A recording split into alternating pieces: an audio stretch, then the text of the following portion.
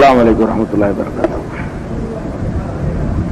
الحمد لله نحمده ونستعينه ونستغفره ونؤمن به ونتوكل عليه ونعوذ بالله من شرور أنفسنا ومن سيئات أعمالنا من يهده الله فلا مضل له ومن يضلل فلا هادي له وأشهد أن لا إله إلا الله وحده لا شريك له وأشهد أن محمدا عبده ورسوله ما بعد. கண்ணியத்திற்குரிய எல்லாம் வல்ல அல்லாஹ் ஜல்ல ஷானஹு வ தஆலாவின் நல்லடியார்களே, அல்லாஹ்வுடைய பேரருளால் இந்த புனிதமிக்க ரமலான் மாதத்தில் நபிமார்களுடைய வரலாறு என்ற தொடர் நிகழ்ச்சியிலே வரலாற்றை அறிவதற்கு முன்னால் நபிமார்களுக்குரிய இலக்கணங்களை பற்றி நாம் அறிந்து வருகிறோம். அந்த தொடர்ச்சியிலே இறுதியாக நாம் அறிந்த விஷயம் என்னவென்று சொன்னால், இறைவனால் தூதர்களாக அனுப்பப்படக்கூடியவர்களுக்கு வேதத்தை மாத்திரம் வழங்கி அதை மக்களிடத்திலே கொடுக்கின்ற பொறுப்பை மட்டும் அல்லாஹ் சுமத்தவில்லை, மாறாக வேதத்திற்கு விளக்கம் அளிக்கிற பொறுப்பையும் வேதத்தில் கூறப்பட்டபடி வாழ்ந்து காட்டுகிற பொறுப்பையும் சேர்த்தே அல்லாஹ் ரப்புல் ஆலமீன் ஒப்படைத்திருக்கிறான் என்பதற்கு பல சான்றுகளை நாம் நேற்றும் நேற்றைய முன்தினமும் பார்த்தோம். அதன் தொடர்ச்சியாக வேறு சில சான்றுகளை பார்ப்போம். திருமறை குர்ஆனில் 2வது அத்தியாயத்தில் 129வது வசனத்தில் இப்ராஹிம் அலைஹிஸ்ஸலாத்து வஸ்ஸலாம் அவர்கள் செய்த ஒரு பிரார்த்தனையை அல்லாஹ் சுட்டி காட்டுகிறான். அந்த பிரார்த்தனை என்னவென்று சொன்னால், ரப்பனா எங்கள் இறைவா, வபாஸு ஃபீஹிம் ரசூலன் மின்ஹும், இவர்களுக்காக இவர்களில் இருந்து ஒரு தூதரை நீ அனுப்புவாயாக, யத்லு அலைஹிம் ஆயாத்திக்க, அந்த தூதர் உன்னுடைய வசனங்களை இவர்களுக்கு ஓதி காட்டுவார், ஒரு அல்லிமுஹுமுல் கிதாப வல் ஹிக்மா, வேதத்தையும் ஞானத்தையும் அவர்களுக்கு கற்றுத் தருவார், ஒரு ஜக்கீஹிம், அவர்களை பரிசுத்தமாக்குவார், அப்படி ஒரு தூதரை நீ அனுப்புவாயாக, நீ மிகைத்தவன் ஞானமிக்கவன் என்று இப்ராஹிம் அலைஹிஸ்ஸலாம் அவர்கள் அந்த தன்னுடைய மகன் இஸ்மாயில் அவர்களையும் மனைவி அவர்களையும் அந்த பாலைவன பெருவழியிலே குடியமர்த்தி விட்டு அல்லாஹ்ட்ட துஆ செய்றாங்க. இவங்கள இருந்து ஒரு தூதரை அனுப்பணும், அந்த தூதர் என்ன செய்யணும் என்று கேட்டால், உன்னுடைய வசனங்களை ஓதி காட்டணும். என்னென்னலாம் செய்யணும்னு கேட்கிறான்னு பாருங்க. இப்ராஹிம் நபி கேட்கிறாங்க, இறைவா ஒரு தூதரை அனுப்புங்கிறாங்க. அந்த தூதர் என்னென்னலாம் செய்யணும்னு சொல்றாங்க பாருங்க. யத்லு அலைஹிம் ஆயாத்திக்க, நீ அனுப்புகிற தூதர் உன்னுடைய வசனங்களை அவர்களுக்கு ஓதி காட்ட வேண்டும். வசனங்களை ஓதி காட்டுறது, வேதத்தை ஓதி காட்டுவது. ஓதி காட்டுறது மட்டும் பத்தாதான், ஒரு அல்லிமுஹுமுல் கிதாப், வேதத்தை அவர்களுக்கு கற்றும் கொடுக்க வேண்டும். நீ அனுப்புகிற தூதர் வசனங்களை ஓதியும் காட்ட வேண்டும், வேதத்தை கற்றும் கொடுக்க வேண்டும் என்று 2 விஷயத்தை எடுத்துக்கொள்வோம். முதல்ல, இப்ப வசனங்களை ஓதி காட்டின உடனே உங்களுக்கு தாய்மொழி அரபி தானே, அரபி ஓதி காட்டின உடனே உங்களுக்கு விளங்கிடும். அப்புறம் கற்றுக் கொடுக்கறதுக்கு என்ன இருக்குது? வசனங்களை ஓதி காட்டுவாரு, அப்புறமேல வேதத்தையும் கற்றுக் கொடுப்பாரு. அப்படி ஒரு தூதரை அனுப்பு. அதோடு நிக்க கூடாதான், ஒரு ஜக்கீஹிம், அவர்களை நீ பரிசுத்தப்படுத்துவார். அவர்களுடைய கசடுகளை எல்லாம் நீக்கி அவர்களை சரியான வழியில் நடத்தி செல்வாரு, தூய்மைப்படுத்துவாரு. அப்படி ஒரு தூதரை அனுப்புன்னு இப்ராஹிம் அலைஹிஸ்ஸலாம் கேட்டார்கள். அதனுடைய எதிரொலியாகத்தான் நபிகள் நாயகம் ஸல்லல்லாஹு அலைஹி வஸல்லம் அவர்கள் தூதரா வந்தாங்க. இதை கூட சொல்லி போடுவாங்க, இது துவா தான். அவர் கேட்டார் துவா, அல்லாஹ் அப்படித்தான் செஞ்சான் ஆதாரம் இருக்குதா? அவர் கேட்டிருக்காரு, வேதத்தை ஓதுவாரு அப்புறம் கற்றுக் கொடுப்பாருன்னு கேட்டிருக்கிறாரு அப்படின்னு யாராவது சொல்வார்களே, ஆனால் அது அல்லாஹ் சொல்றதை நம்ம எடுத்துக்கொள்வோம். இப்ராஹிம் நபி துவா விட்டுருவோம்.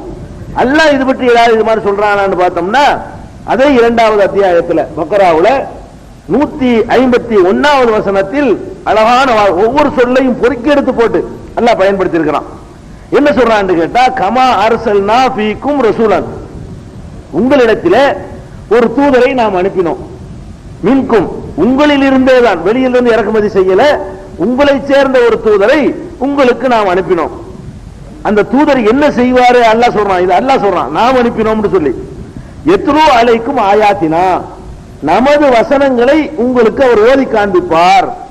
உங்களுக்கு நான் அனுப்பின அந்த முகமதுங்கிற தூதர் இருக்கிறார, இவரு எனது வசனங்களை, அதாவது வேதத்தை ஓதி காட்டுவாரு.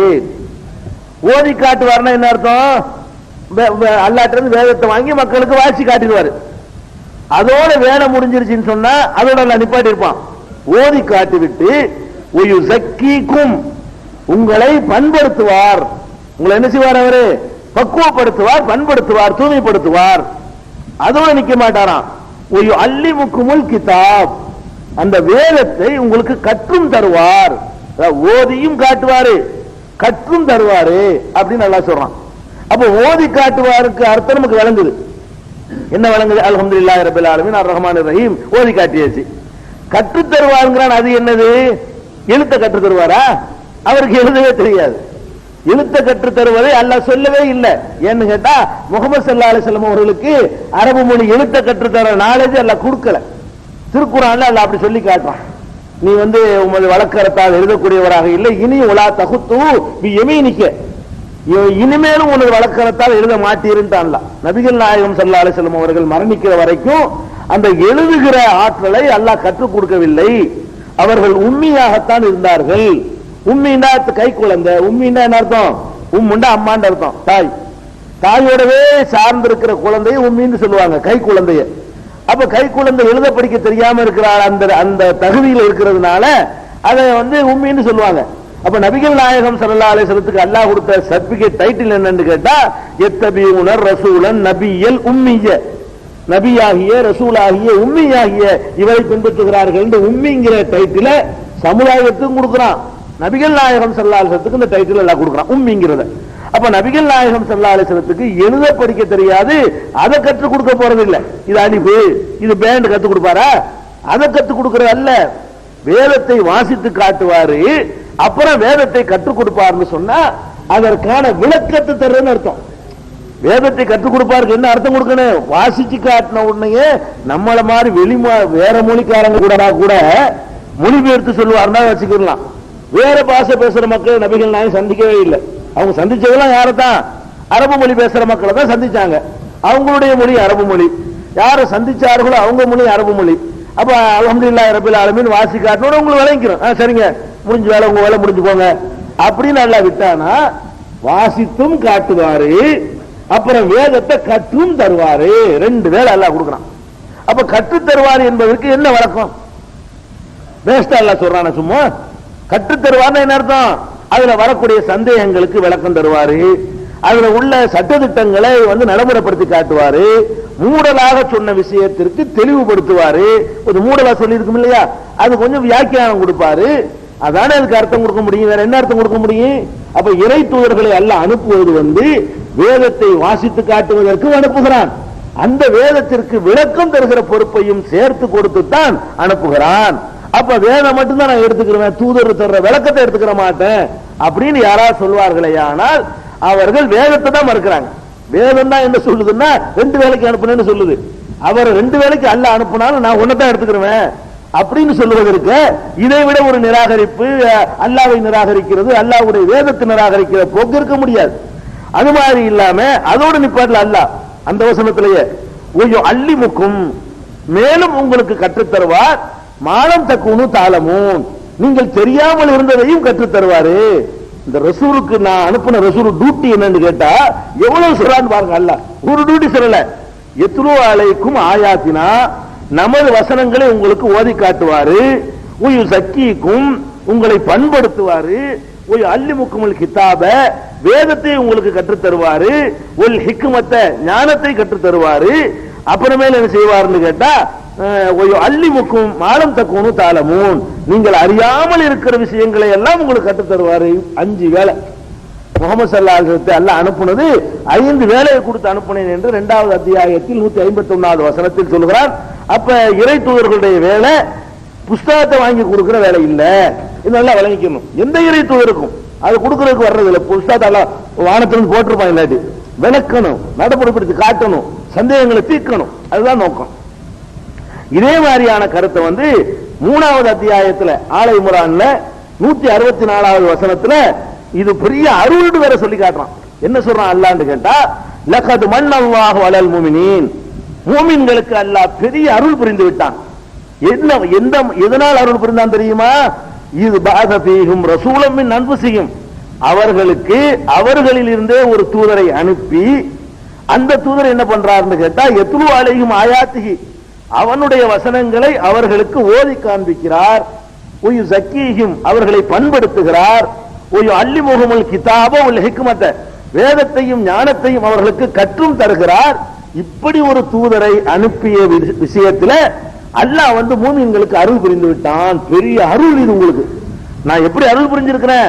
சும்மா தூதரை மட்டும் அனுப்பி வைக்கல, புஸ்தகத்தை மட்டும் கொடுத்து விடல, தூதரை அனுப்பி வசனத்தை ஓதியும் காட்டுறாரு, அப்புறம் விளக்கமும் தருகிறாரு, உங்களை பண்படுத்தவும் செய்கிறாரு, ஞானத்தை வேற உங்களுக்கு தனியா தர்றாரு. இப்படி ஒரு தூதரை அனுப்பியதுதான் உங்களுக்கு செய்த அருள். அல்லாஹ் 4 அருள் செஞ்சிருக்காங்கிறான். புஸ்தகத்தை தர்ற அருள் மட்டும்தான் எனக்கு வேணும், மீதி 3 அருள் வேண்டியது இல்லைங்கிறாங்க. குர்ஆன் மட்டும் போதும் என்ன அர்த்தம்? அல்லாஹ் 4 அருள் 4 சொல்லிட்டு 4ம் பெரிய அருள்ங்கிறான். புஸ்தகத்தை தந்தார்ல, புஸ்தகத்தை மட்டும் விட, ஆள் அவரை தள்ளி விடு, புஸ்தகத்தை மட்டும் கொண்டா அப்படின்னு சொன்னா என்ன அர்த்தம்? இது இதை விட குர்ஆனை நிராகரிப்பு, இதை விட அல்லாஹ்வை நிராகரிப்பு, இதை விட வேதத்தை நிராகரிப்பு வேற என்ன இருக்க முடியும்? அதனால அல்லாஹ் காஃபிர் தான். அல்லாஹ்வுக்கும் தூதர்களுக்கு மத்தியில யார் பாரபட்சம் காட்டுகிறார்களோ உலாயிக்கஹுமுல் காஃபிரூன ஹக்கா, அவர்கள் தான் மெய்யாகவே காஃபிர்கள். நம்ம முந்தின நாள் சொன்னோம் இல்லையா? அந்த வாசகத்தை அல்லாஹ் பயன்படுத்துவதற்கு காரணம் தான். இப்படி போயிடுறாங்க. இது ஒண்ணாச்சா? அதுக்கப்புறம் அல்லாஹ் என்ன சொல்றான்னு கேட்டா, சூரத்துல் ஜும்மாவுல 62வது அத்தியாயத்துல 2வது வசனத்திலையும் இதே கருத்தை சொல்றான். எப்படி சொல்றான்? ஹுவல்லதி பாஸஃபில் உம்மீன ரசூலன், அவன்தான் உம்மி சமுதாயத்தில், எழுத படிக்க தெரிய சமுதாயத்தில், தெரியாத சமுதாயத்தில் ஒரு தூதரை அனுப்பினான். அவர் என்ன செய்கிறார்? யத்லு அலைஹிம் ஆயாத்திஹி, அவனது வசனங்களை அவர்களுக்கு ஓதியும் காட்டுகிறார். ஒய் ஸக்கீஹிம், அவர்களை பண்படுத்தவும் செய்கிறார். ஒய் அல்லிமுஹுமுல் கிதாப வல் ஹிக்மா, வேதத்தையும் ஞானத்தையும் அவர்களுக்கு கற்றும் தருகிறார். ஒய் இன்கானு மின் கப்லு லஃபீ லலாலி முபீன், இதற்கு முன்னால் பகிரங்க வழிகேட்டில் அவர்கள் இருந்தார்கள். அவர்களை பண்படுத்தி பக்குவப்படுத்தி வேதத்தை ஓதி காட்டி கற்றும் கொடுத்து ஞானத்தையும் கொடுத்தாரு. அப்படி ஒரு தூதரை அல்லாஹ் அனுப்பினான், அவன் தான் அனுப்பினான் என்று 62வது அத்தியாயத்தில் 2வது வசனத்தில் அல்லாஹ் சொல்லி காட்டுகிறான். அதே மாதிரி இதெல்லாம் என்ன வழங்குதுன்னு கேட்டா, அல்லாஹ் ரப்பல் ஆலமீன் இறை தூதர்களை அனுப்புறது முதல்ல சொன்னா கிதாபையும் கொடுத்தேன், ஹிக்மத்தையும் கொடுத்தேன், 2 கொடுத்தேன்ட்டான். இன்னும் சில வசனத்துல அல்லாஹ் சொல்றான், கிதாபையும் கொடுத்திருக்கிறேன், ஹுக்குமையும் கொடுத்தேன், அதிகாரத்தையும் கொடுத்தேங்கிறான். இன்னும் சில வசனத்துல அல்லாஹ் சொல்றான், இன்னைக்கு வாசிச்ச வசனத்துல சொல்லி காட்டுறான், வேதத்தை வாசிச்சியும் காட்டுவாரு, அதை கற்றும் தருவார், ஞானத்தையும் கற்று தருவார், தெரியாதையும் கற்று தருவார், உங்களை பண்படுத்தவும் செய்வார். இவ்வளவு வேலையும் செய்யக்கூடிய வேலைக்காக தூதர்களை நான் அனுப்பி இருக்கிறேன் என்று. அப்ப தூதர்கள் எதற்கு அனுப்பப்பட்டார்கள் அடிப்படை விளங்காததுதான் இந்த பல வழிகட்ட குரூப்புகள் உருவாவதற்கு அடிப்படை. தூதர்களுக்கு ஒரு விளங்கவே இல்லை. தூதர் எதுக்குப்பா வர்றாங்க? புத்தகம் தர்றதுக்கா அப்படின்னு விளங்கிட்டாங்க பெரும்பாலான அந்த வழிகட்ட கூட்டத்தில் உள்ளவங்க. அதான் அடிப்படையான காரணம். இது ஒரு பாயிண்ட். இந்த வகையில பார்க்கும் பொழுது தூதர்களுக்கு நிறைய வேலைகள் இருக்கிறது. புசாத தர வேலை மட்டும் இல்ல, அதை செஞ்சு காட்டுற வேலை, நடைமுறைப்படுத்தி காட்டுற வேலை எல்லாம் இருக்குது என்பதை இதுல இருந்து விளங்கிக்கிறீங்க. இன்னும் தெளிவாக சொல்வதாக இருந்தால், ரொம்ப தெளிவாக மற்ற வியாக்கியானம் விளக்க உரையெல்லாம் தேவையில்லாம எதற்கு தூதரை அனுப்பி இருக்கிறோம், எதற்கு அவருக்கு வேதத்தை கொடுத்து அனுப்புகிறோம் என்பதை சூரத்து நஹல் 16வது அத்தியாயத்தில் 44வது வசனத்தில் அல்லாஹ் சொல்லி காட்டுகிறான். ஒமா, இது எல்லா தூதர்களுக்கும் உள்ளதுதான்.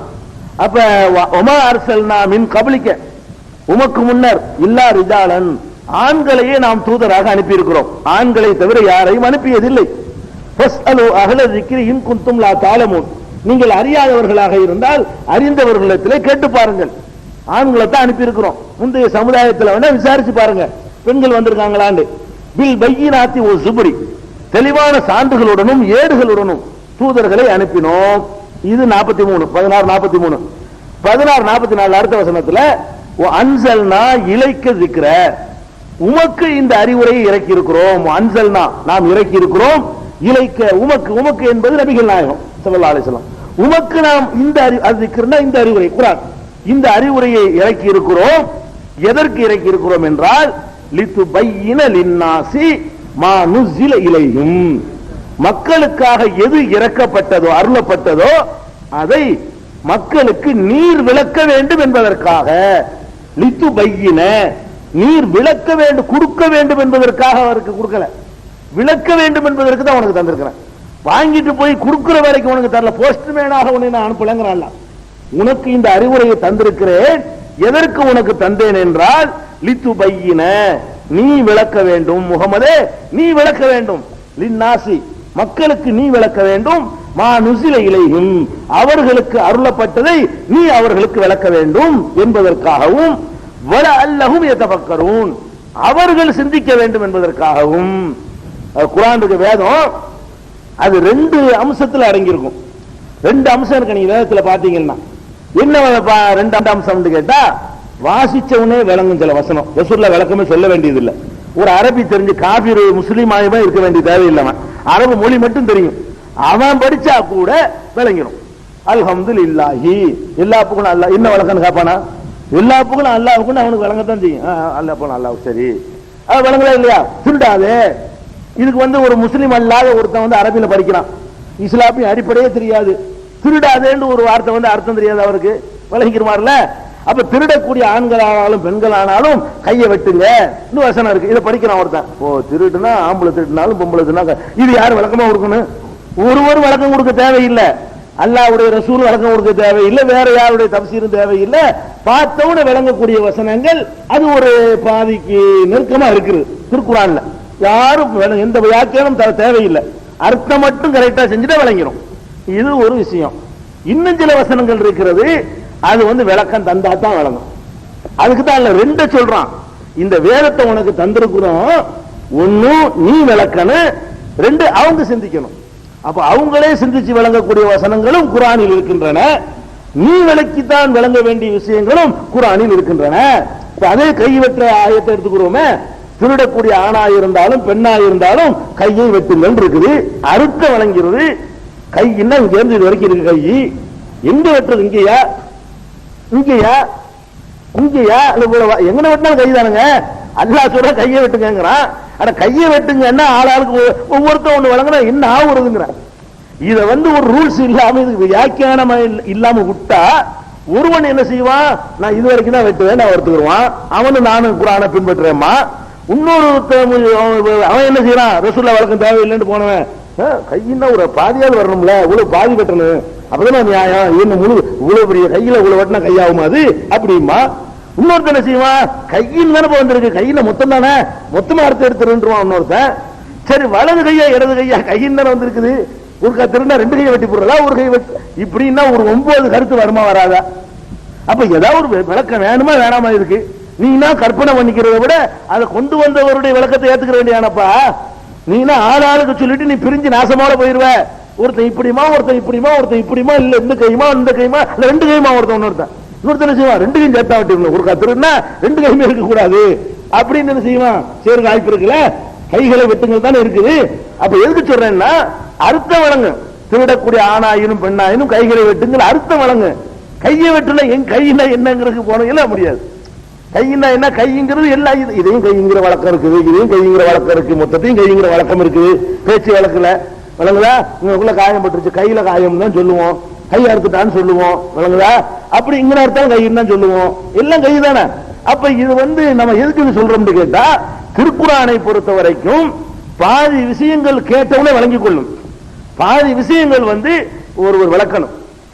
எவர் கொண்டு வந்தால் அவர் தான் விளக்கணும். நம்மளா விளங்குறதை விட அவர் இதான இது போ, நீ ஆளாளுக்கு சொல்ற கேட்கறதுக்கு கொண்டு வந்தவர் விளக்கத்தை நான் ஏத்துட்டு போறேன். யூனிஃபார்மா ஒற்றுமையாவது இருப்போம்ல, ஒரு கருத்துல வந்துருவோம்ல, அதான் விஷயம். இந்த ஆயத்தை பார்த்தா உங்களுக்கு அழகா விளங்கும். என்ன விளங்குது?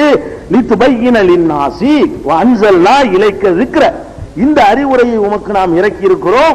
லித்துபையின லின்னாசி மக்களுக்கு நீர் விளக்க வேண்டும், மா நுஸில இலைஹிம் அவர்களுக்கு அருளப்பட்டதை நீர் விளக்க வேண்டும் என்பதற்காகவும், வல அல்லஹும் யதஃபக்கரூன் அவர்கள் சிந்திக்க வேண்டும் என்பதற்காகவும் உமக்கு தந்திருக்கிறேன். அப்ப அவர்களை சிந்திச்சு வழங்கிக் கொள்ளலாம், நீ விளக்கி வழங்கிக் கொள்ளலாம். ரெண்டு அம்சம் இருக்கிறது, ரெண்டும் சேர்ந்தா தான் அது கரெக்டான விளக்கம். இல்லாம நான் வார்த்தையை மட்டும் பிடிச்சிட்டு நிப்பேன்னா நாசமா தான் போகணும், வழங்குதுல. அப்ப நபிகள் நாயகத்தை தந்ததே இதுக்குங்கிறான்ல, உனக்கு தந்து அனுப்புனத இல்லைன்னா ஆள்கிட்ட இது கொடுத்து விடணும்.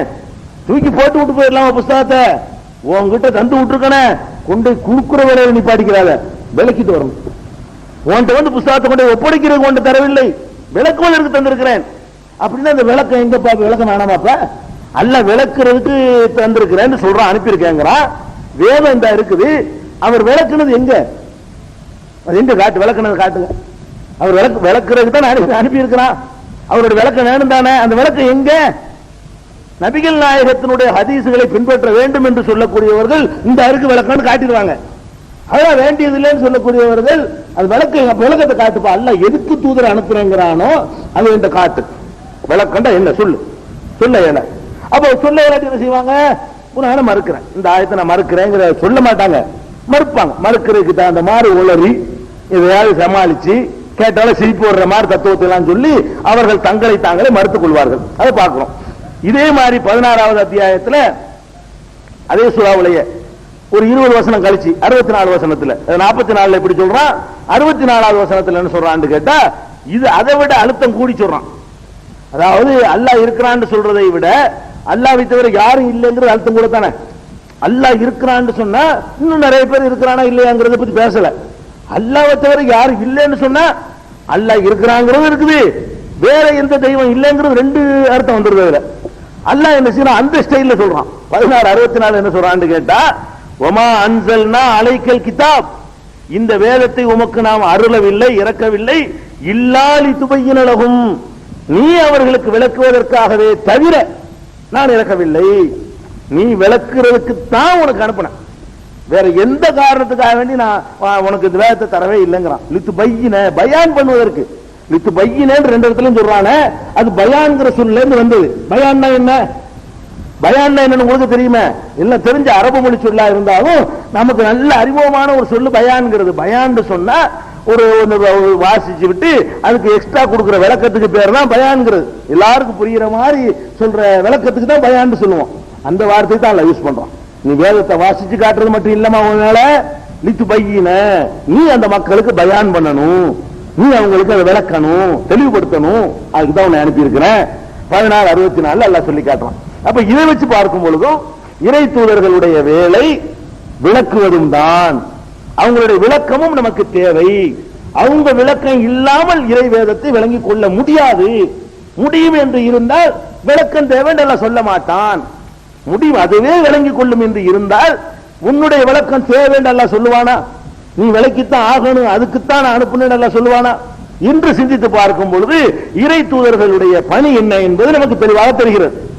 அது மாத்திரம் இதே மாதிரியான கருத்துப்பட இன்னொரு வசனத்தில் 4வது அத்தியாயத்தில் 105வது வசனத்தில் அல்லாஹ் சொல்லுகிறார், இன்னா அன்சல்னா இலைக்கல் கிதாப பில் ஹக், சத்தியத்தோடு உண்மையோடு உமக்கு இந்த வேதத்தை நாம் அருளி இருக்கிறோம். எதற்கு அருளி இருக்கிறோம் என்றால் லித்தஹக்கும பைனன் நாசி, மக்கள் மத்தியிலே நீ தீர்ப்பளிக்க வேண்டும். உனக்கு இந்த வேதத்தை அருளி இருக்கிறேன், மக்கள் மத்தியிலே நீ தீர்ப்பளிக்க வேண்டும். எதை கொண்டு தீர்ப்பளிக்க வேண்டும்? பிமா அராக்கல்லாஹு, அல்லாஹ் உனக்கு எதை காண்பித்து தருவானோ அதை கொண்டு தீர்ப்பளிக்கணும். அல்லாஹ் என்னமோ காண்பித்து தருவான ஒரு வழக்கத்தை, அல்லாஹ்வாகிய நான் உனக்கு காண்பித்து தருவேனே அதை கொண்டு நீ தீர்ப்பளிக்க வேண்டும். அதுக்கு தான் உனக்கு வேதத்தை தந்திருக்கிறாங்கிறான். அப்ப வேதத்தை தந்து விட்டு வேதத்தை கொண்டு தீர்ப்பளிக்கணும் அல்லாஹ் சொல்லல. வேதத்தை உனக்கு தந்திருக்கிறேன், நான் காண்பித்து தருவதை கொண்டு நீ தீர்ப்பளிக்க வேண்டும், நான் உனக்கு கற்றுத் தருவதை கொண்டு நீ தீர்ப்பளிக்க வேண்டும், நான் உனக்கு காட்டித் தருவதை கொண்டு தீர்ப்பளிக்க வேண்டும். அறாண்ட காட்டித் தருவது, கற்றுத் தருவது, சொல்லித் தருவது. அப்ப நான் கற்றுத் தருவதை கொண்டு தீர்ப்பளிக்க வேண்டும் என்பதற்குத்தான் உனக்கு அனுப்பியிருக்கிறேன். பிமா அராக்கல்லா, அல்லாஹ் உனக்கு எதை கற்றுத் தருகிறானோ காட்டித் தருகிறானோ சொல்லித் தருகிறானோ அதன் அடிப்படையில் தீர்ப்பு அளிக்க வேண்டும் என்று அல்லாஹ் நபிகள் நாயகத்துக்கு எதை காட்டித் தருவேன், நான் உனக்கு விளக்கத்தை சொல்லி தருவேன் அப்படிங்கிற 4வது அத்தியாயத்தில் 105வது வசனத்தில் இருக்குது. அதுக்கு அடுத்தது இன்னும் தெளிவா சொல்வதாக இருந்தால் திருக்குர்ஆன்ல முதல் அருளப்பட்ட ஒரு வசனம் உங்களுக்கு தெரியும். முதல் அருளப்பட்ட சூரா எது, முதல் அருளப்பட்ட வசனம் எது என்று நமக்கு தெரியும். சூரத்து அலக், அலக்குங்கிற சூரா, இக்ராங்கிற சூரா தான் அருளப்பட்டுச்சு. அதுல முதல் சூறாவிலேயே அந்த பவர் அல்லாஹ் கொடுத்துறான். முதல் சூரா என்ன பண்றான்? இக்ரா பிஸ்மி ரப்பிக்கல் லதீ ஹலக், படைத்த உமது இறைவன் பெயரால், படைத்த உமது இறைவன் பெயரால் ஓதுவீராக சொல்லு, படைத்து ஓதுன சொல்லுன்னு அர்த்தம். படைத்த உமது இறைவன் பெயரால் சொல்லு, அவன் தான் வந்து அந்த சினை முட்டையிலிருந்து மனிதனை படைத்தான். மேலும் சொல்வீராக உமது இறைவன் மரியாதைக்குரியவன். அவ்வளவுதான், அந்த 5 வசனம் தான் இறங்கியிருக்கு. என்னத்தை சொல்ல சொல்றான் அல்லாஹ்? உமது இறைவன் பெயரால் சொல்ல, என்னத்தை போய் சொல்றது? என்ன பிரச்சாரம் பண்ணுகிற பொறுப்பை கொடுத்துட்டான் அல்லாஹ். என்ன சொல்றது விஷயம் இருக்காதுல்ல, ஓதுவீராக மட்டும்தான் இருக்கே தவிர என்னத்தை ஓதுறதுக்கு என்ன இருக்குங்க? ஓதுவீராக சொல்றான், என்னத்தை ஓதுறது? இதையே தான் ரசூலுல்லாஹ் திருப்பி சொல்லிக்கிட்டாங்களே தவிர என்னத்தை ஓத சொன்னா உன்னையுமே ஓத சொல்லல. அது என்ன அர்த்தம் இருக்கு? அல்லாஹ் வந்து அதிகாரத்தை கொடுக்குறான். உமது இறைவன் பெயரால் இப்ப சொல்லு, எடுத்து ஓது. அதாவது எடுத்து ஓதுகிற விஷயங்கள் இங்க போட்டுவான்னு அர்த்தம். உமது இறைவன் பெயரால எடுத்து, அதுதான் நபிகள் நாயகம் சொன்னாங்க, எனக்கு ஓத தெரியாதுன்னாங்களே, இதையே திருப்பி சொல்றதையா தெரியாதும்பாங்க. நான் சொல்றேன் 7 3 10ங்கிற, எனக்கு தெரியாது நீங்க சொல்லுவீங்களா? 7 3 10 சொல்லுங்க. நபிகள் நாயகம் என்ன பண்றாங்க? ஓதுனவன என்னத்து எனக்கு ஒண்ணுமே தெரியாதுங்கிறாங்க. இதையே திருப்பி சொல்லுவது நோக்கம் அல்ல. இது நபிகள் நாயகம் இதையே திருப்பி சொல்லுவதுதான் அதுக்கு அர்த்தமா இருந்தா, இக்ரா பிஸ்மி ரப்பிக இக்ரா பிஸ்மி ரப்பிக இது ஏன் ஓத தெரியணும், இது எதுக்கு வாசிக்க தெரியும் சொன்னது திருப்பி சொல்லுவது படிச்சவரா இருக்கணுமா? கையெழுத்து போட தெரியாதவங்க சொன்னதை திருப்பி சொல்லுவாங்க. அல்ஹம்துலில்லாஹி அல்ஹம்துலில்லாஹி அல்ஹம்துலில்லாஹி. நான் ஒரு ஆளுக்கு சொல்றேன், எனக்கு வாசிக்க தெரியாமனா, உன்னை வேண்ட வாசிக்க சொன்னது அல்ஹம்துலில்லாஹ் சொல்ல வேண்டியதானடா, நான் சொன்னதை கேட்டுட்டு சொல்ல வேண்டியதானே. அப்போ இக்ராவுக்கு நமக்கு அர்த்தம் வழங்காம இருக்கிறோம். நபிகள் நாயகத்துக்கு என்ன சொன்னதுன்னா, மக்களுக்கு பிரச்சாரம் பண்ண சொல்றான். இக்ரா என்ன அர்த்தம்? போய் பிரச்சாரம் பண்ணு சொல்லு. இன்னத்தை நான் சொன்ன ஒண்ணுமே எனக்கு தெரியாதுங்கிறார். அதனால தெரியாதுங்கிறாரு. இதையே திருப்பி சொல்றதுக்கு தெரியாதுன்னு யாரும் சொல்ல மாட்டாங்க. சொன்ன வார்த்தையவே திருப்பி சொல்றதா இருந்தால் இது எனக்கு தெரியாதுன்னு யாருமே சொல்ல மாட்டாங்க. திருப்பி சொல்லிட்டு போயிடலாம், யார் வேண்டாம் சொல்லலாம். எழுத தெரியாதவரும் சொல்லலாம், படிக்க தெரியாதவரும் சொல்லலாம். அதுவும் பெரிய ஒரு 1.5 முழத்துக்குள்ள 5 வசனம் 2.5 வரி இருக்கும். 2 வரியில் எழுதி போடலாம். இக்ரா பிஸ்மி கணக்கு இவ்வளவுதான் ஒரு வசனங்கிறது. இது மாதிரி ஒரு 5 வசனத்தை வந்து உடனே திருப்பி கேட்டு சொல்ல முடியாதா? அப்ப என்ன அங்க முதல்ல கொடுக்குற அதிகாரமா என்ன? நீ போட்டு சொல்லு, போய் உனக்கு சொல்ற விஷயம் இங்க போடுவேனா, சொல்ற விஷயத்தை நான் இங்க போட்டுருவேன், நீ போ, தெரியாட்டாலும் பரவாயில்லை. கத்தி வேற அணைக்கிறாரா? சொன்ன சொல்ல ஆரம்பிச்சுட்டாங்க. மக்களே கூலு லா இலாஹ இல்லல்லாஹ் துஃப்லிஹூ, லா இலாஹ இல்லல்லாஹ் சொல்லுங்கள் வெற்றி பெறுவீர்கள் என்று அவங்க செஞ்ச பிரச்சாரம், கூட்டி வச்சு அழைச்சி செஞ்சது, மக்கள்கிட்ட போதிச்சதெல்லாம் இந்த ஒரு ஆர்டர் அடிப்படையில் செஞ்ச விஷயங்கள் தான். ஆர்டர் தான் பிறப்பிக்கப்படுது. அதுதான் எனக்கு தெரியாது. எனக்கு பிரச்சனை பேச தெரியாத, மேடை சொற்பொழி நிகழ்த்த தெரியாத, மக்களுக்கு விளக்கமா எடுத்து சொல்ற அந்த மாதிரி நான் ட்ரைனிங் எதுவும் எடுத்தவன் இல்லையே. அந்த மாதிரியான விஷயம் தான் மாணவி காரி என்று சொல்றாங்க. எனக்கு தெரியாது, சொன்னதையே திருப்பி சொல்ல தெரியாது என்ற அர்த்தத்தில் சொல்லவே இல்லை. அப்ப இக்ரா என்ற வசனத்திலிருந்து என்ன வழங்குது என்று கேட்டால், நபிகள் நாயகம் ஸல்லல்லாஹு அலைஹி வஸல்லத்திற்கு வந்து பிரச்சாரம் செய்கிற அதிகாரத்தை அல்லாஹ் கொடுத்து, எதை பிரச்சாரம் செய்யணுமோ அதை நான் இங்க போட்டுருவேன், நான் இங்க போடுவேன், அவ்வளவுதான். அதே மாதிரி அடுத்து 2வது வந்த வஹி எது? யா அய்யுஹல் முத்தஸிர், போத்தி கொண்டிருப்பவரே, கும் எழுவீராக, பந்தீர் எச்சரிப்பீராக. என்ன எச்சரிப்பாருன்னா என்ன எச்சரிப்பாரு? அதாவது எச்சரிப்பீராகனா அல்லாஹ் ஒருவன் இருக்கிறான் என்றும், சொர்க்கம் இருக்கிறது என்றும், நரகம் இருக்கிறது என்றும் அப்படின்லாம் ஏதாவது இருக்குதா? எச்சரிப்பீராக, இவரோட எச்சரிக்கை போய் என்னத்தை எச்சரிப்பீராக? ஒண்ணுமே விஷயம் இல்லை. எடுத்து பாருங்களேன் முத்தஸிர. இதுக்கு அடுத்தபடியா வந்த 2வது சூரா என்னன்னு கேட்டா, யா அய்யுஹல் முத்தஸிர், போர்த்தி கொண்டிருப்பவரே, கும் எழுவீராக, அன்வீர் எச்சரிப்பீராக, ஒரு ரப்பக கப்பீர், உமது இறைவனை பெருமைப்படுத்துவீராக, ஒரு தியாபக தஹீர், உமது ஆடையை நீ வந்து தூய்மைப்படுத்துவீராக. இதுதான் வந்த வசனம். இதுல எச்சரிப்பீராக மட்டும்தான் இருக்கு. என்னத்தை எச்சரிக்கிறது? குன்னூறு எச்சரிக்கிறதா? தொலைச்சு போடும் பல்ல உடப்பான எச்சரிக்கிறதா? என்ன எச்சரிக்கிறது? சொல்லப்படல, வேதத்தில் சொல்லப்படவில்லை, போடப்பட்டு. என்ன எச்சரிக்கணும் என்பது அவருடைய இதயத்தில் போடப்பட்டது. அது எச்சரிச்சார். அல்லாஹ் ஒரு கட்டளையை போடுறான்னா அது செய்யற மாதிரி இருக்கணும்லங்க. எச்சரிப்பீராக சொல்லிட்டு என்னத்தை எச்சரிப்பீராக சொல்லப்படலன்னா என்ன அர்த்தம்? அப்படி அல்லாஹ் விடமாட்டான். எச்சரிப்பீராக ஆர்டர் பண்ணுவான், எச்சரிக்கிற மெசேஜ் வரும். அது வாட்டு நீர் விட்டு மாதிரி பொங்கி வந்துகிட்டே இருக்கும். அல்லாஹ் போயிட்டே இருப்பான். அவங்க பிரச்சனை பண்ணிட்டு மக்கள்கிட்ட போய் சொல்லிக்கிட்டே இருப்பாங்க. சொல்ல வேண்டிய விஷயத்தை எல்லாம் ஆகிறது சொல்லுவாங்க, சொர்க்கத்தை சொல்லுவாங்க, நரகத்தை சொல்லுவாங்க, மீசாவை சொல்லுவாங்க, ஹிசாபை சொல்லுவாங்க, அந்த பாலத்தை பத்தி சொல்லுவாங்க, அங்க உள்ள கொழுந்து விட்டு இருக்கிற நெருப்பை பத்தி பேசுவாங்க. இதெல்லாமே சொன்னாங்க நபி ஸல்லல்லாஹு அலைஹி வஸல்லம். இதெல்லாம் அங்கிருக்கிற எச்சரிக்கை செய்வீரா, அதுக்கு உள்ளே எல்லாம் அடங்கி போச்சு. அல்லாஹ் சொல்ல எச்சரிக்கை மட்டும் செய்ய சொன்னான். அப்ப இது மாதிரி ஆரம்ப காலத்தில் வந்த வகையில எல்லாம் மெசேஜ் ஒண்ணுமே இல்லை, உத்தரவு தான் வருகிறது தவிர மெசேஜ் இல்லை. அப்ப மெசேஜ் இல்லாம இதை இக்குறன்னு சொன்னாங்க மக்கள்கிட்ட போய், இக்குற பிசுமப்பி கொள்ளுது ஹலக் இக்ரோ பிசுபில் கலக்கணும் அவனுக்கு என்ன வழங்கி இருக்கு? இதே அப்படி சொன்னாங்க இல்ல. அப்ப இதை வழங்கிக் கொள்ள வேண்டும். இதையும் நம்ம பார்த்துக் கொள்கிறோம். அப்ப இறை தூதரா வர்றவர்களுக்கு பிரச்சாரம் செய்வதற்கான ஆர்டர் பிறப்பிக்கப்படும். ஆர்டர் பிறப்பிச்ச பிறகு அவர் பிரச்சாரம் பண்ணிக்கிட்டே இருப்பாரு. அதை பார்க்கிறோம். வேதம் கொடுக்கிறது வேதத்துக்கு முன்னாடி.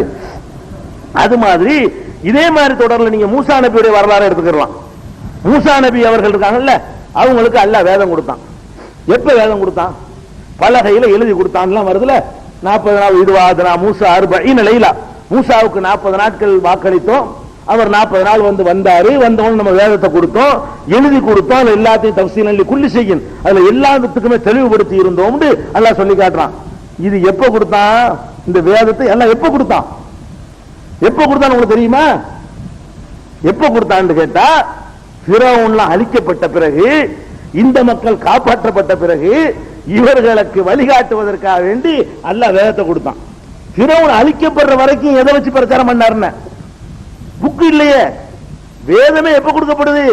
கொள்கை அவர் வாட்டி பிரச்சாரம் பண்ணிட்டே இருக்காரு. மூசா நபி பிரச்சாரம் பண்ணி அடி வாங்கி உழ வாங்கி பல கஷ்டங்களுக்கு ஆளாகி எதிரிகள் கொல்லப்படுற காலம் வரைக்கும் மெசேஜ் இப்படித்தான் போட்டுட்டு இருந்தான். வேதம் வேதமாக அல்லாஹ் கொடுக்கவே இல்லை. மூசா நபியுடைய இதயத்தில் போட்டான். ஒரே ஒரு தடவை நேரம் கூப்பிட்டு பேசுறான். ஒரே ஒரு தடவை ஸ்டார்டிங்ல பேசுறான நேரடியா கையில் என்ன வச்சுக்கிற அப்படின்னு சொல்லிவிட்டு நீங்க 2 பேரும் போங்க, பிறவன்ட்ட போங்க.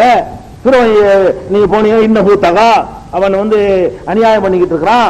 குல் ஹல்லக அலா அஹதியக, நான் உனக்கு நேர்வழி காட்டட்டுமா என்று போய் கேளுங்க. இப்படி எல்லாம் அல்லாஹ் சொல்லி அனுப்புனான, அவ்வளவுதான். அதுக்கு பிறகு எல்லாமே இவங்க பிரச்சாரம் பண்ணிக்கிட்டே தான் இருந்தாங்க. வேதம் இல்லை. வேதம் எப்ப கொடுக்கப்படுது? அது ரொம்ப நீண்ட நெடுங்காலம். ஒரு சமுதாயத்துக்கு பிரச்சாரம் பண்ணி அந்த சமுதாயம் எல்லாம் அழிக்கப்படுவது என்பதற்கு ஒரு 25-30 வருஷமா ஆகணும். அவ்வளவு காலம் வரைக்கும் மூசா நபி பிரச்சாரம் பண்ணிட்டே இருக்கிறாரு. அதுக்கு பிந்தி காப்பாற்றப்பட்ட பிறகுதான் அந்த மூசா நபி தூர்மலைக்கு போனார்கள் என்பதற்கு அந்த குர்ஆன் தோரணையிலே உங்களுக்கு வழங்கும். சம்பவ வரிசையாக சொல்லிட்டு வரும்போது உங்களுக்கு வழங்கும் காப்பாற்றப்பட்டவன செஞ்சது. அப்ப இது என்ன வழங்குதுன்னு கேட்டா, வேதம் மட்டுமல்ல, வேதமாக இல்லாமல் அவங்களுடைய இதயங்களை வல்ல கண்ட்ரோல் எடுத்துக்கிறான். இறை தூதர்கள் என்று சொன்னா மெசேஜ்கள் சேர்ந்துகிட்டே இருக்கும். அப்படி எல்லாம் கொடுத்துக்கிட்டே இருக்கிறான். அதையும் நம்ம விளங்கிக்கிறோம். இது போக இன்னும் தெளிவா சொல்வதாக இருந்தால், நபிகள் நாயகம் ஸல்லல்லாஹு அலைஹி வஸல்லத்தை அனுப்புனதை பத்தி அல்லாஹ் பேசும் பொழுது, லகத் கான லக்கும் ஃபீ ரசூலில்லாஹி உஸ்வத்துன் ஹஸனா, இது உங்களுக்கு அடிக்கடி மீலாது மேடைகள்ல பல பயான்கள்ல கேட்ட ஆயத்து தான். அல்லாஹ்வுடைய தூதரிடத்துல அழகான உஸ்வா முன்மாதிரி இருக்கிறது அப்படின்னு சொல்றான். இந்த முன்மாதிரிங்கிற சொல்லு இருக்கு பாருங்க, இதுவே ரொம்ப அர்த்தபுஷ்டியான சொல்லு. தமிழ்லையும் சரி அரபிலையும் சரி. முன்மாதிரி என்ன தெரியுமா? நான் சொல்வதை நீங்கள் கேட்டு நடந்தால் அதுக்கு பேர் முன்மாதிரி அல்ல. முன்மாதிரி என்றால் ஒருவருடைய நடவடிக்கைகளை பார்த்து ஃபாலோ பண்றது இருக்க, அதுக்கு பேர் தான் முன்மாதிரி. அதாவது அவர் சொல்றதை கேட்டு நடங்கண்டா கூட நீங்க என்ன பண்ணிடலாம், அவர் குர்ஆனை சொன்னார் கேட்டு நடக்க அப்படின்றலாம். அல்லாஹ் என்ன சொல்றான்னு கேட்டா, உஸ்வாங்கிற வார்த்தையை சொல்றான். உஸ்வாண்டா என்ன அர்த்தம்? ஒருவர் அப்படி அவரை பார்க்கணும், அவர் என்னவெல்லாம் செய்யறாரோ அதெல்லாம் நம்மளும் செய்யறது. அவர் என்ன மாதிரி எல்லாம் நமக்கு நடந்துடுறது காட்டுறாரோ அந்த மாதிரி எல்லாம் நடக்கிறோம் பாருங்க, அதுக்கு பேர் தான் என்னது? உஸ்வத்துங்கிறது. நபிகள் நாயகத்தை பற்றி அல்லாஹ் சொல்லும் பொழுது என்ன சொல்றான்னு கேட்டா, அவர் கட்டுப்படுங்க என்று சொல்றான், அவர் சொல்ல கேளுங்க என்று சொல்றான். அது வேற வேற வசனங்கள்ல. இந்த வசனத்துல 33வது அத்தியாயம் 21வது வசனத்துல என்ன சொல்றான் அல்லாஹ்னு கேட்டா, உங்களுக்கு அல்லாஹ்வுடைய தூதரிடத்துல அழகான முன்மாதிரி இருக்கிறது, மாடல் இருக்கிறது. அவரை நீங்க மாடலா வைத்துக் கொண்டு உங்களுடைய காரியங்களை செயல்படுத்துங்க. அவரை பார்த்து பார்த்து செய்யுங்கன்னு அர்த்தம். முன்மாதிரி அர்த்தம் அவரை பார்த்து பார்த்து நீங்க நடங்கன்னு அர்த்தம். அப்ப இதுல என்ன விளங்குது?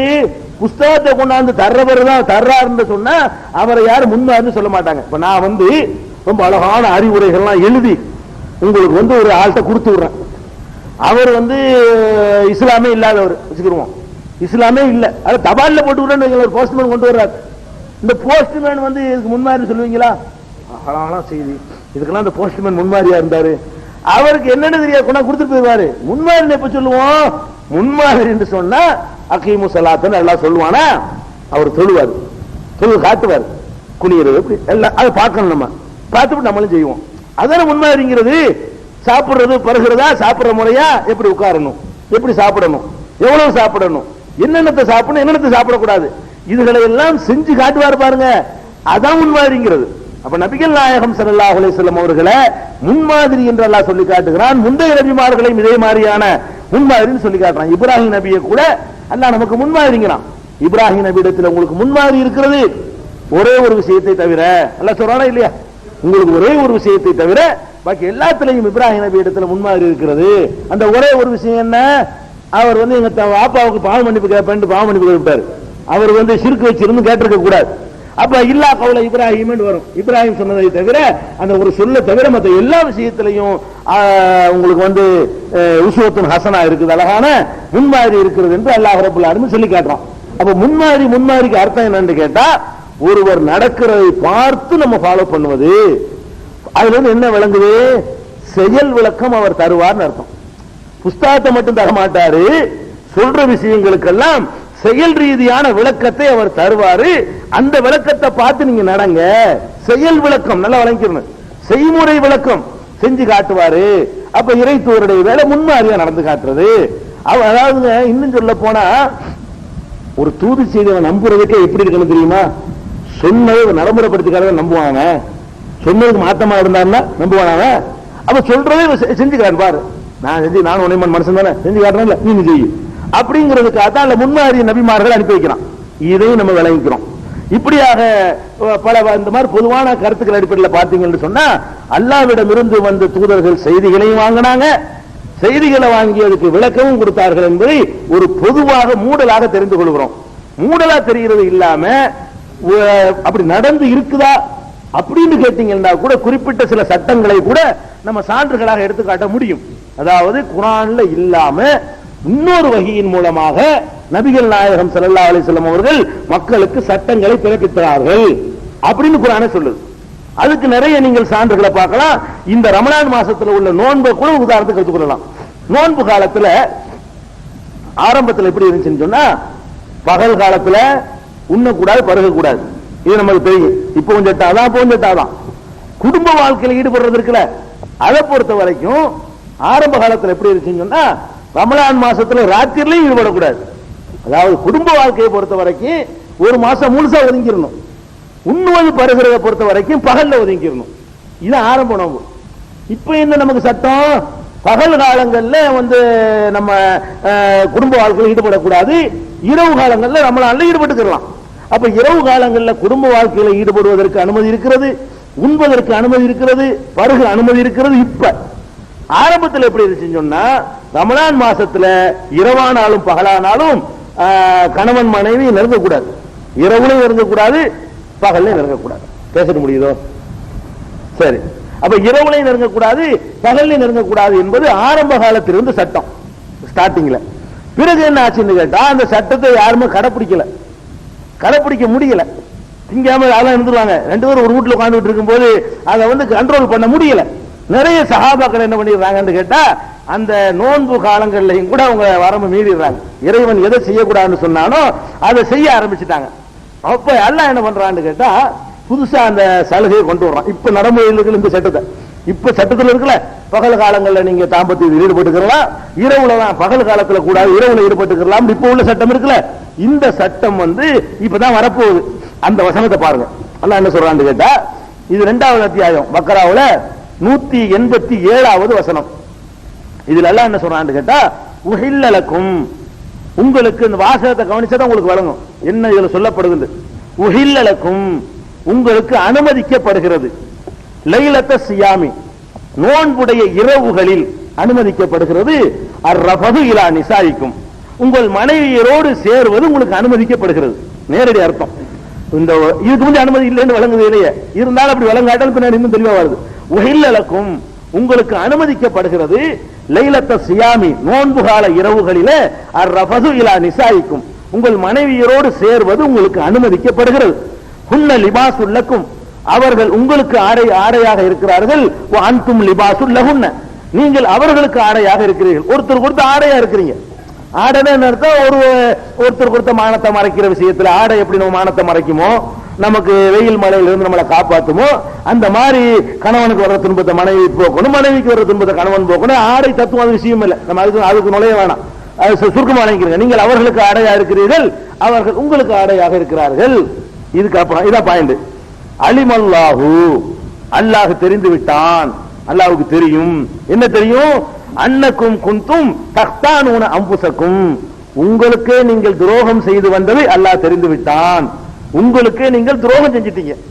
எப்படி துரோகம் செஞ்சிட்டீங்களா? தாப அலைக்கும், துரோகம் செஞ்சாலும் அதை நான் அல்லாஹ் மன்னித்து விட்டான். அபான்கும், மேலும் உங்களை அல்லாஹ் மன்னித்து விட்டான். இப்போது முதல் பாஷிருஹுன்ன, அவர்களோடு நீங்கள் இரா காலங்களிலே நீங்கள் வந்து கூடுங்கள், சேர்ந்து கொள்ளுங்கள். ஒபுத்தகுமா கதவல்லாஹு லக்கும், அல்லாஹ் உங்களுக்கு விதித்திருக்கிற சந்ததிகளை தேடிக்கொள்ளுங்கள். தாம்பத்தியத்தில் ஈடுபட்டு தேடிக்கொள்ளுங்கள். குலு வஷ்ரபு, உண்ணுங்கள் பருகுங்கள். ஹத்தா யதபய்யன லக்குமுல் ஹைத்துல் அபியலு மினல் ஹைத்துல் அஸ்வதி மினல் ஃபஜ்ரி, ஃபஜ்ரி என்ற அந்த வெள்ளை கயிறு, ஃபஜ்ரி என்ற வெள்ளை நூல், இருட்டு இரவு என்ற கருப்பு கயிறில் இருந்து தெளிவாகும் வரை, ஃபஜ்ர் வரைக்கும் அர்த்தம். விடிகிற வரைக்கும் நீங்க என்ன செய்யுங்க? சுபஹ் வர்ற வரைக்கும் உண்ணுங்கள் பருகுங்கள், குடும்ப வாழ்க்கையில ஈடுபட்டுக் கொள்ளுங்கள் இரவுல. ஆனா இப்போது முதல்ங்கிறான். அப்ப இப்போது முதல் நீங்க குடும்ப வாழ்க்கையில் ஈடுபடுங்கன்னா என்ன அர்த்தம்? இதுக்கு முந்தி படக்கூடாதுன்னு இருந்துச்சு, வழங்குதுல. இப்போது முதல் ஈடுபடுங்கள் என்று சொல்வதில் இருந்த, இதுக்கு முன்னாடி அப்படி ஈடுபடக்கூடாது என்று சட்டம் இருந்ததை இந்த வசனத்தில் வழங்குகிறோம். அது மாத்திரம் வழங்கல, நீங்கள் உங்களுக்கே துரோகம் செய்தீர்கள். இந்த சட்டத்தை நீங்க கடைபிடிக்கல இருந்தால் நீங்க குற்றம் செஞ்சீங்க, நான் மன்னிச்சுட்டேன், அப்ப தாப அழைக்கும் அப்படின்னு வேற எல்லாம் சொல்றான். அப்ப இந்த மக்கள் என்ன பண்ணிருக்காங்கன்னு கேட்டா, இரவு காலங்கள்ல தாம்பத்தியத்தில் ஈடுபடக்கூடாது என்று சட்டம் இருக்கிற நேரத்தில் அது மீறினாங்க, கடைபிடிக்கல. இப்ப நம்ம என்ன கேட்கிறோம்னு கேட்டா, நபிகள் நாயகம் ஸல்லல்லாஹு அலைஹி வஸல்லம் அவர்கள் இந்த சட்டம் வருதுல, அதாவது இரவு நேரங்கள்ல நீங்கள் வந்து இப்போதைக்கு சேர்ந்துக்கிறங்க அப்படின்னு வருது. இதுக்கு முன்னாடி என்ன இருந்துச்சு? சேரக்கூடாது இருந்துச்சு. இதுக்கு முன்னாடி இந்த வசனம் அருள்வதற்கு முன்னாடி இரவு நேரத்தில் கூட தாம்பத்தியத்தில் ஈடுபடக்கூடாதுன்னு இருந்துச்சு. நம்ம என்ன கேட்கிறோம்னா, இரவு நேரத்தில் தாம்பத்தியத்தில் ஈடுபடக்கூடாதுன்னு ஏற்கனவே ஒரு சட்டம் இருந்துச்சுல, அந்த சட்டத்தை சொல்ற வசனம் எங்க இருக்கு? குர்ஆன்ல. குர்ஆன்ல மட்டும்தான் சட்டம் வர முடியும் இருந்தா, எல்லாமே குர்ஆன் மட்டும்தான் இறைவனுடைய வஹீன்னு இருந்தால், அப்ப என்ன குர்ஆன்ல இருக்கனே? இந்த வசனம் இருக்கிற மாதிரி அந்த சட்டத்தை சொல்லுகிற வசனமும் குர்ஆன்ல இருக்கணும். எந்த சட்டத்தை சொல்றது? மக்களே, நீங்கள் இரவு நேரங்களிலும் விலகி இருங்கள், பகலிலும் விலகி இருங்கள். இந்த கருத்துப்பட அப்படி வசனம் குர்ஆன்ல இருக்கணும். இல்லவே இல்லை, குர்ஆன்ல இல்ல. அந்த மக்கள் வந்து நடைமுறைப்படுத்தி இருக்கிறாங்க, அதை மீறி இருக்கிறாங்க. குர்ஆன்ல இல்லாம இருந்தும் அவங்க மீறினாங்க, அதை குற்றம் என்று அல்லாஹ் சொல்றான். குற்றம், நான் மன்னிச்சுட்டேன், இப்போதுல இருந்து அனுமதிக்கிறேங்கிறான். இப்போதுல இருந்து அனுமதிக்கிறேன் என்பதிலிருந்து இதுக்கு முன்னாடி தடை இருந்தது விளங்குகிறது. அந்த தடை செய்யக்கூடிய வசனம் குர்ஆன்ல எங்கேயாவது இருக்கான்னு தேடி பார்த்தா இல்ல.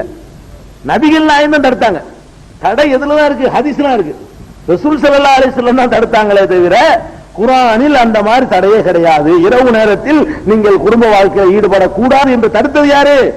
ரசூல் ஸல்லல்லாஹு அலைஹி வஸல்லம் தடுத்த ஹதீஸ்லாம் தடை இருக்குது. குர்ஆன்ல எங்கேயும் தடை இல்லை. நபிகள் நாயகம் போட்ட தடையை தன்னுடைய தடை என்று அல்லாஹ் ஏற்றுக்கொண்டு என்ன பண்றான்? உங்களை மன்னிச்சுட்டேன், தடை தான், நபி செஞ்ச தடையை நீங்க மீறிட்டீங்க, நான் மன்னிச்சுட்டேன், இப்ப அனுமதிக்கிறேன். அப்ப நபிகள் நாயகத்துக்கு குர்ஆன் அல்லாத இன்னொரு சட்டமியற்ற அதிகாரம் இருக்க போயிட்டு தடை செஞ்சாங்க. அவங்க தடையை வந்து அல்ல கண்டிச்சுல இருக்கணும். இவங்க சொல்லப்படி குர்ஆனை தவிர வேற ஒன்று இல்லை என்று சொன்னால், ஓய் நான் தடுக்கல, நீ யாரையா தடுத்தது? இந்த வசனம் எப்படி இருக்கணும்? முகமதே, நான் தடுக்காததுக்கு முன்னாடி தடுக்க நீ யார்? நானே தடுக்கவில்லை, நீ எப்படி இரவு நேரத்தில் தடுக்கலாம் அப்படின்னு சொல்லிட்டு, மக்களே நீங்கள் தப்பு செய்யவில்லை, கரெக்டா செஞ்சீங்க அப்படின்னு அவங்களை பாராட்டியில் இருக்கணும். அல்லாஹ் என்ன பண்றான்? நீங்க தப்பு செஞ்சிட்டீங்க, துரோகம் செஞ்சிட்டீங்க, உங்களை மன்னிச்சுட்டேன், இப்ப அனுமதிக்கிறேன். அப்படின்னா என்ன அர்த்தம்? நபிகள் நாயகம் செய்த அந்த தடை உத்தரவை தன்னுடைய தடை உத்தரவு என்று அல்லாஹ் ஏற்றுக்கொள்கிறான். அந்த தடை உத்தரவு குர்ஆனில் இல்லை. அனுமதிக்கிற வசனம் தான் இருக்கு, தடை நீக்குகிற வசனம் இருக்கிறது, தடை போட்ட வசனம் இல்லை. இந்த வசனத்தில் இருக்கு என்ன? இது தடை நீக்கிற வசனம். ஏற்கனவே இருந்த தடை வந்து நீக்கப்படுகிறது. அப்ப குர்ஆன் அல்லாத இன்னொரு வகையான வகி இருக்கிறது. அந்த விளக்க உரையின் மூலமாக நபிகள் நாயகம் தடை செய்திருந்தார்கள். அந்த தடையை பல நபித்தோழர்கள் மீறினார்கள். மீறிய பாவத்தை அல்லாஹ் மன்னித்து விட்டான். அதுக்கு பிறகு மக்களை விளங்கி கொண்டு அவன் வந்து சலுகை தந்துட்டான். இனிமே இப்படிங்கிற இவ்வளவு விஷயமும் இந்த வசனத்தில் இருக்கிறத. அப்ப இறை தூதர்களுடைய வேலை என்னன்னு விளங்குதா? வேதத்தை தருவது மாத்திரமல்ல, வேறு வகையான செய்திகளை இறைவனிடமிருந்து பெற்று அதையும் மக்களுக்கு அறிவிப்பார்கள். தெளிவா விளங்கு. இதுக்கு மேல சான்று தேவையில்லை. அப்ப இல்லைன்னா அவங்க எடுத்து காட்டணும். என்ன செய்யணும்? குர்ஆன்ல இருந்து ஆமா இரவுலையும் சேரக்கூடிய எந்த ஆயத்து இருக்குது அதுதான் மாத்துன்னு காட்டணும். அப்படி காட்டவே இல்லை. கேமரால் வந்தாலும் காட்டல. கேமராவில் தேடி பார்த்தாலும் அந்த கருத்தை நேரடியாகவும் மறைமுகமாக சொல்லக்கூடிய ஒரு வசனமும் குர்ஆன்ல கிடையாது. அதே மாதிரி இன்னொரு சம்பவத்தை நம்ம சொல்லலாம். நோன்புக்கு அப்புறம் எடுத்துக்கொண்டோமே ஆனால் கிபிலாவை நோக்கிறோம். கிபிலாவை இப்ப கிபிலாவை நோக்கி தொழுகிறோம் இல்லையா? கிபிலாவை தொழுகிறதுங்கிறது வந்து ஆரம்பத்தில் எப்படி இருந்துச்சுன்னு சொன்னா, இப்ப தொழுகிற கிபிலாவாக இருக்கவில்லை. வேற ஒரு கிபிலாவை நோக்கி தொழுதோம் ஆரம்ப காலத்துல. அதுக்கு முன்னாடி வேற ஒரு கிபிலாவை நோக்கி தொழுதாங்க. அதெல்லாம் ஹதீஸ்ல உள்ள, அதை விட்டுருவோம். ஹதீஸ்ல என்ன வருது? நபிகள் நாயகம் ஸல்லல்லாஹு அலைஹி வஸல்லம் அவர்கள் மக்காவுல இருக்கும்போது காபாவை நோக்கி தொழுதார்கள். மதீனாவுக்கு வந்த பிறகு பைத்துல் முகத்தஸை நோக்கி தொழ ஆரம்பிச்சாங்க. ஜெருசலத்துல உள்ள பைத்துல் முகத்தஸை நோக்கி தொழுதாங்க. அதுக்கு பிறகு மாற்றப்பட்டு மறுபடியும் காபாவை நோக்கி தொழ ஆரம்பிச்சிட்டாங்கன்றது ஹதீஸ்ல உள்ளது. நான் ஹதீஸுக்கு போகல, ஏன்னா அந்த டாபிக் பேசும்போது ஹதீஸை கொண்டு போய் பேசக்கூடாது. இந்த டாபிக் பேசும்போது என்ன செய்யணும்னு கேட்டா, குர்ஆன்ல இருந்தா தானே பேசணும். குர்ஆன் மட்டும் போதுங்கிறவன்ட்டு போய் ஹதீஸ் சொன்னா ஹதீஸ் நானாக நீ ஹதீஸ் நான் காட்டுறமா, அதுக்காக வேண்டி என்ன செய்ய வேண்டியிருக்கு? அது உங்க விளக்கத்துக்காக வச்சுக்கிறீங்க. பாயிண்ட் குர்ஆன்ல இருந்து காட்டுறான். பாயிண்ட் அல்லாஹ் சொல்லி காட்டுறான், கதுனரா தகல்லுப வஜ்ஹிக ஃபிஸ் ஸமா, உமது முகம் வானத்தை நோக்கி அடிக்கடி திரும்புவதை நாம் பார்க்கிறோம். இது எங்க 2வது அத்தியாயத்துல 144வது வசனம். 142, 143, 144, 145 ஒரு 5 வசனம் சேர்த்து படிச்சா கூட உங்களுக்கு கூடுதல் தெளிவு கிடைக்கும். நான் சொல்லிக் கொண்டிருக்கிற வசனம் 144. அதெல்லாம் என்ன சொல்றான்னு கேட்டா, கதுனரா நாம் பார்க்கிறோம். நாம் தான் அல்லாஹ், நாம் பார்த்து கொண்டிருக்கிறோம். தகல்லுப வஜ்ஹிக ஃபிஸ் ஸமா, உமது முகம் வானத்தை நோக்கி அடிக்கடி திரும்புவதை பார்க்கிறோம். நபிகள் என்ன பண்றாங்கன்னா அடிக்கடி வானத்தை நோக்கி பாக்குறாங்க. எதுக்கு பாக்குறாங்க? அது அல்லாஹ் சொல்லி போடுறான். எதுக்கு பாக்குறாங்கன்னு கேட்டா, பலன் வள்ளி என்னக்க, நாம் மாற்றி அமைப்போம், கிபிலத்தன் தர்லாஹா, உமக்கு பிடித்த கிபிலாவை மாற்றி அமைப்போம் அப்படின்னு வேற சொல்றான். அப்ப எதுக்கு திரும்பி இருக்கிறாங்கன்னு விளங்குது? கிபிலா மாற்ற மாட்டானான்னு திரும்பி இருக்கிறாங்க.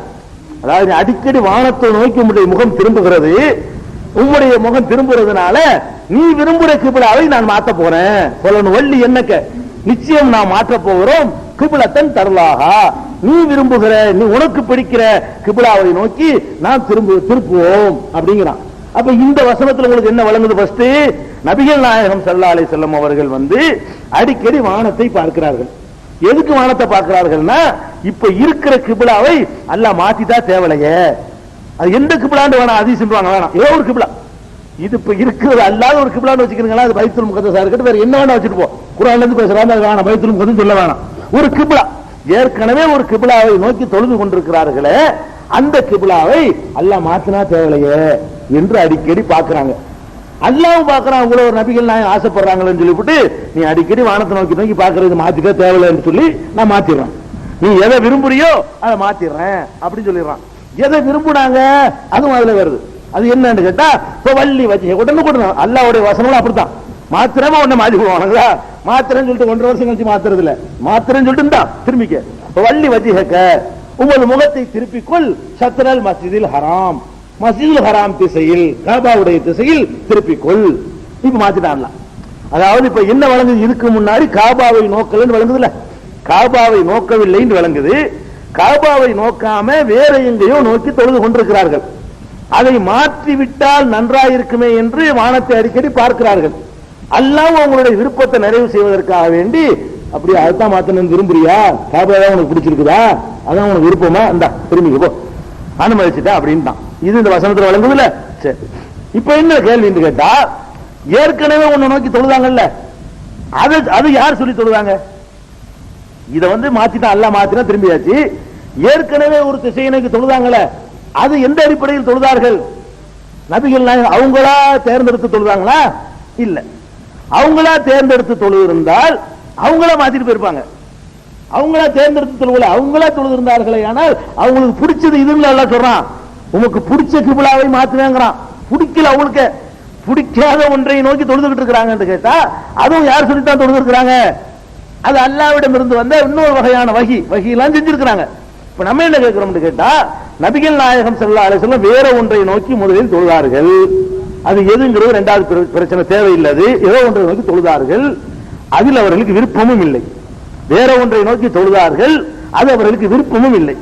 இன்னொன்றை நோக்கி தொழ வேண்டும் என்று விரும்பினார்கள், அது அல்லாஹ் மாத்தினா நல்லதுன்னு அல்லாஹ்வுடைய பர்மிஷனுக்கு காத்துக்கிட்டு இருந்தார்கள்.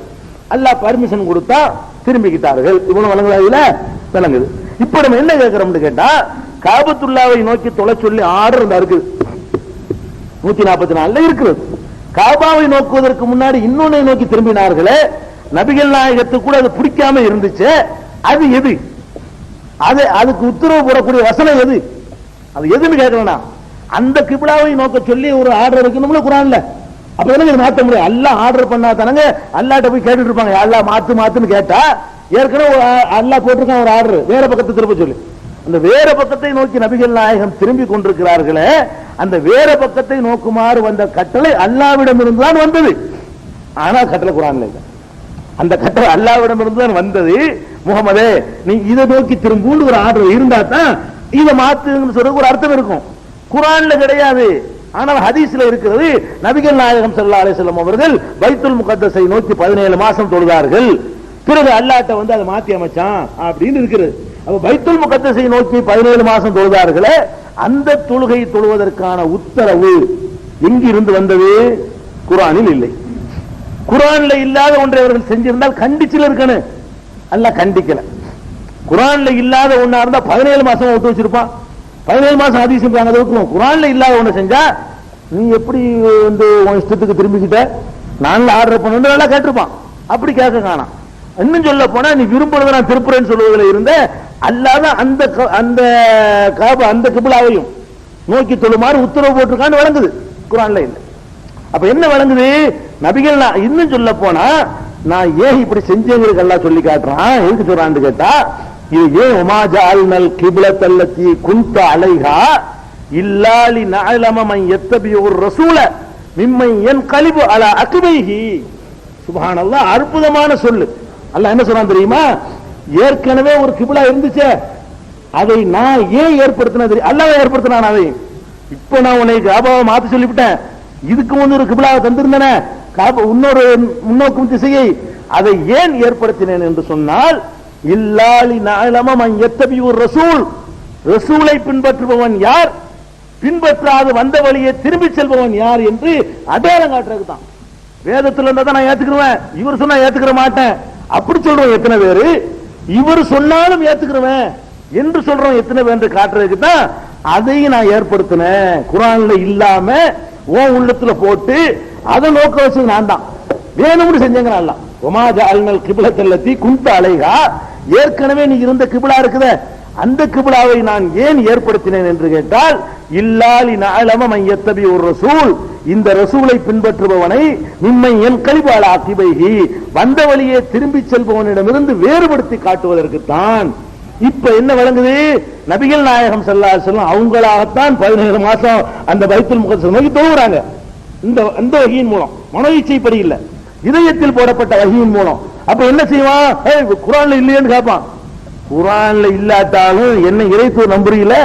நான் தானே சொல்றேன், அந்த குர்ஆன் இறைவன்ட்ட வந்தது நான் தானே போனது சொன்னேன். அவன் வேறு வகையான வகை எனக்கு தந்திருக்கிறான். இதையும் ஏத்துக்கிறவன் எத்தனை பேரு, ஏத்துக்கிறான எத்தனை பேர்னு தெளிவுபடுத்த செஞ்சாங்க.